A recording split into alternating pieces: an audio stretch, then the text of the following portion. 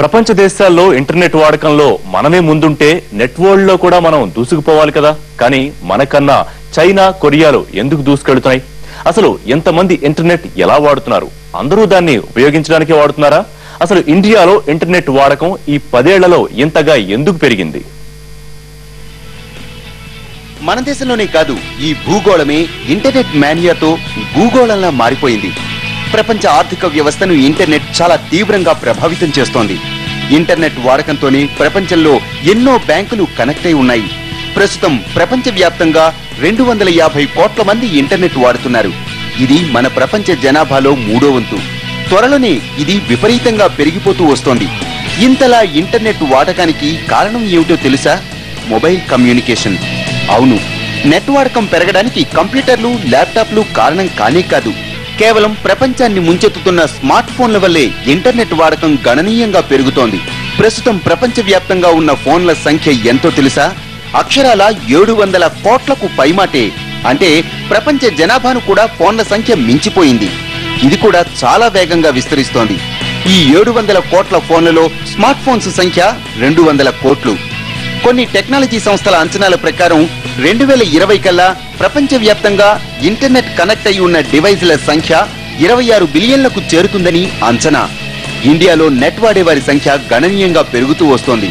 దేశవ్యాప్తంగా 19% మంది నెట్ వాడుతున్నారు. అంటే ఇంతమందికి కంప్యూటర్లు ఉన్నాయని కాదు, దేశంలో ఎక్కువగా నెట్ వాడుతోంది స్మార్ట్ ఫోన్లతోనే. 2000కే స్మార్ట్ ఫోన్లు ఇవ్వడానికి మొబైల్ కంపెనీలు పోటీ పడుతుంటే 100 రూపాయలు ఇస్తే చాలు నెలంతా నెట్ వాడేసుకోవచ్చంటూ సెల్యులార్ ఆపరేటర్లు ఆఫర్ల వరద పారిస్తున్నారు. దీంతో నెట్ అందరికీ చేరువైంది. 2014 డిసెంబర్ చివరికల్లా దేశంలో ఇలా ఇంటర్నెట్ వాడేవారి సంఖ్య 25 కోట్లకు చేరుతుందని అంచనా. అంటే అప్పుడు దేశంలో ప్రతి 5గురిలో 2 దగ్గర ఇంటర్నెట్ ఉంటుందన్నమాట. గతంలో నగరాల్లో మాత్రమే ఎక్కువగా ఉండే ఇంటర్నెట్ వాడకం ఇప్పుడు గ్రామాలకు విస్తరించింది. ఈ మొబైల్ ఇంటర్నెట్ వాడకాన్ని బేస్ చేసుకుని 2014లో ఎన్నికల ప్రచారం సాగింది. నరేంద్ర మోడీ విజయం వెనుక ఈ సోషల్ నెట్వర్క్ సైట్ల పాత్ర ఎంత ఉందో, ఆయన ప్రచారాన్ని ప్రపంచానికి చేర్చడంలో కూడా ఈ స్మార్ట్ ఫోన్ల పాత్ర కూడా అంతే ఉంది. ఒపీనియన్ షేర్ చేసుకోవడం కావచ్చు, ఇట్లా రకరకాలుగా సోషల్ మీడియా పాత్ర రోజు రోజుకి పెరుగుతుందని చెప్పొచ్చు. దానికి ప్రత్యక్ష సాక్ష్యం ఫేస్బుక్ వాడుకదారుల్లో ఇవాళ భారతీయులు 2వ స్థానంలో ఉన్నారు, 3వ స్థానంలో ఉన్నారు. ఉదాహరణకి మొదట యుఎస్, తర్వాత కెనడా, తర్వాత ఇండియా. అయితే టోటల్ ఇంటర్నెట్ వాడుకదారుల్లో మనం చైనా తర్వాత 2వ స్థానంలో ఉన్నాం. ఫేస్బుక్లో చైనా ఎందుకు లేదంటే చైనాలో ఫేస్బుక్ని అలౌ చేయలేదు ఇప్పటి వరకు.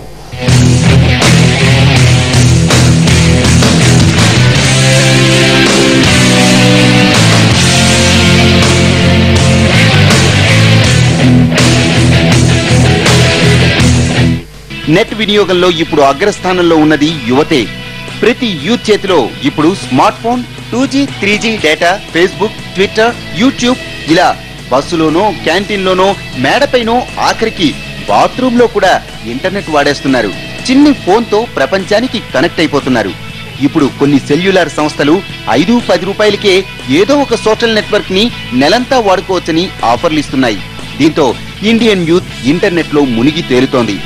ఒక్క యూతే కాదు, కార్పొరేట్లు, ఐటీ ఉద్యోగులు, బిజినెస్ మ్యాన్లు తమ తమ వ్యాపార ఉద్యోగ అవసరాల కోసం నెట్ వాడుతున్నారు. గృహిణులు, వృద్ధులు కాలక్షేపం కోసం నెట్ వాడేస్తున్నారు.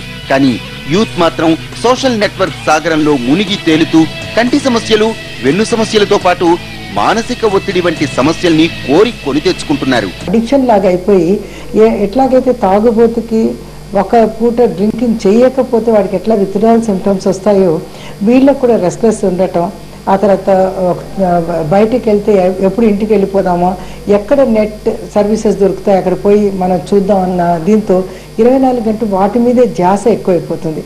ఎప్పుడైతే వాళ్ళు ప్రివెంట్ చేస్తారో వాళ్ళకి ఇరిటేషన్ రావటం, కోపం రావటం, అయితే దాని మూలంగా వాళ్ళ ఇంట్లో వాళ్ళతో కొట్లాట పెట్టుకోవడం, ఆ వస్తువులు విరగొట్టడం, ఇట్లాంటివి కూడా చూస్తుంటాం. అంటే ఇది ఎంత ప్రభావితం చేస్తుందంటే వాళ్ళ మనసును పూర్తిగా వశం చేసుకొని ఇంటర్నెట్ అవి వాళ్ళు ఎఫెక్టివ్గా లేకుండా వాళ్ళ దినచర్య, వాళ్ళ జీవితం మొత్తం కూడా పక్కకు తప్పిపోయేటట్టు చేస్తుంది.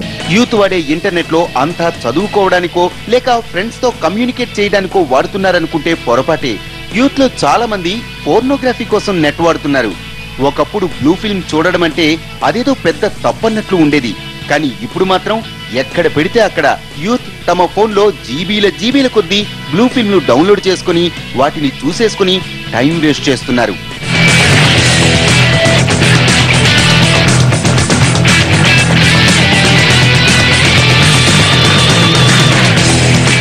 ఫోన్ పదాలతో ఇంటర్నెట్ లో సెర్చ్ చేస్తున్న యువత సంఖ్య గత 2 ఏళ్లలో 3 రెట్లు పెరిగినట్లు గూగుల్ ట్రెండ్స్ వెల్లడించాయి. ప్రపంచవ్యాప్తంగా అశ్లీలతల గురించి నెట్ లో అన్వేషిస్తున్న 10 ప్రధాన నగరాల్లో ఇండియన్ సిటీలు 4 ఉన్నాయన్నది మరో సర్వే వెల్లడించిన వాస్తవం. ఇండియాలో 3G కనెక్షన్ ఉన్న ప్రతి 10 సెల్ ఫోన్లలో 2 అశ్లీల చిత్రాలు చూస్తున్నారని లాస్ట్ ఇయర్ IMRB సర్వే వెల్లడించింది. అప్పుడు పెద్దవాళ్ళు విద్యార్థులు ఉపయోగం చేస్తున్న ఇంటర్నెట్ ని ఈ రోజు ఊహ తెలియని పసిపిల్లలు కూడా ఒక మొబైల్ ఫోన్ లో కానీ స్మార్ట్ ఫోన్ లో కానీ ఏదో తెలియకుండా డౌన్లోడ్ చేసుకోవడము, అనేక రకాలైన వివిధ చిత్రాలను చూడటము, చూడకూడని వయసులో చూడాల్సిన చిత్రాలు రావటము, అదే విధంగా ఈ ముఖ్యంగా వీడియో గేమ్స్, ఫెరోషియస్ గేమ్స్ ఆడటం వల్ల పిల్లల యొక్క మానసిక ప్రవృత్తిలో చాలా తేడాలన్నది కూడా వస్తుంది. భారతీయ నగరాల్లో 47% కన్నా ఎక్కువ మంది విద్యార్థులు పోర్నోగ్రఫీ గురించి మాట్లాడుకుంటున్నారని ఢిల్లీలో మ్యాక్స్ హాస్పిటల్స్ సర్వేలో వెల్లడైంది. కానీ చైనా, కొరియా దేశాల్లో ఇలాంటి సైట్ల మీద దారుణమైన నిఘా ఉంటుంది. ఆయా దేశాల్లో ఎప్పటికప్పుడు ఇలాంటి పోర్న్ సైట్లను బ్యాన్ చేస్తూ ఉంటారు. అక్కడ పిల్లల మీద తల్లిదండ్రుల నిఘా కూడా చాలా ఎక్కువగా ఉంటుంది. కానీ మన దేశంలో అలాంటి జాగ్రత్తలు తీసుకోవటం లేదన్న విమర్శలు వినిపిస్తూనే ఉన్నాయి. అయితే ఇంటర్నెట్ ను సవ్యంగా వారి ఎదుగుదలకు, అభివృద్ధికి వినియోగించుకునేలా తల్లిదండ్రులు ప్రోత్సహిస్తే మిగిలిన దేశాల కన్నా మన ఇండియన్ యూత్ ఎన్నో అద్భుతాలు సాధించడం మాత్రం ఖాయం.